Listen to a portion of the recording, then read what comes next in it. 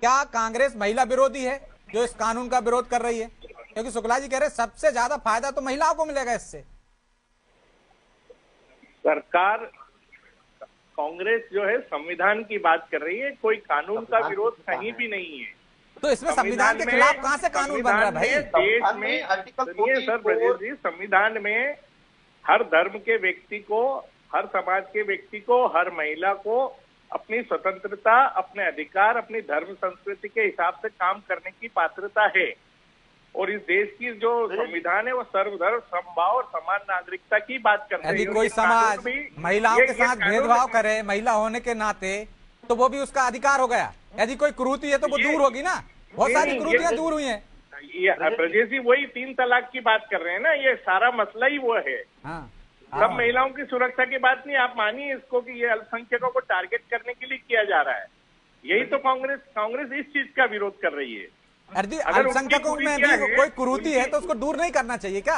हमारे यहाँ भी थी। नहीं, मेरी बात सुनिए, वो उनके धर्म की व्यवस्था है, अगर उसमें कोई सफल नहीं होता है ये सोच होती आनंद जी, तो ना सती प्रथा खत्म होती, ना दहेज के खिलाफ हम लोग खड़े हो पाते, ना विधवा विवाह हो पाते आज की तारीख में। ये कुरीतियां थी ना भाई, यदि वो वहां है तो ठीक होगी। कानून से थोड़ी बदली है, लोगों की जागरूकता से बदली है ब्रजेश जी।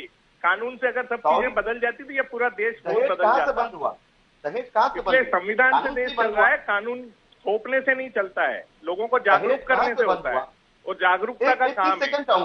कांग्रेस उसका कोई विरोध नहीं कर रही। लेकिन वो कह रहे हैं दहेज प्रथा जो थी कानून से ही तो बंद हुई। यदि बाल विवाह की बात कर रहे हैं तो कानून से ही तो बंद हुआ। नहीं, जागरूकता से बंद हुआ। कानून आपने बनाया पर जागरूकता भी तभी आएगी जब कानून बनेगा। कानून बना नहीं सर, जागरूकता पढ़ने लिखने से आई है। अच्छा, जैसे जैसे देश साक्षर होता गया ये कुरीतियां कम होती गई है। तो आपकी सरकार ने गलती की थी, बाल विवाह का कानून बनाया था, वो तो बनाया नहीं नरेंद्र मोदी ने। दहेज वाला कानून आपके शासन में बना है, गलत किया था सरकार ने। 70 के दशक में जो चीजें होती थी उससे अभी कंपेयर क्यों कर रहे हैं? मतलब तब सही होती थी, अब कोई गलती है उसको सुधार रहे हैं तो गलत है। चलिए हमने गलती करी तो बीजेपी ने सुधारी, बीजेपी तो वही तो कर रहे हैं, वही तो वो कह ही रहे हैं कि आपकी गलतियां थी उनको सुधार रहे हैं यूसीसी लागू करके। हर कानून को पास करने में बीजेपी सहमत थी कि नहीं संविधान बनाने में?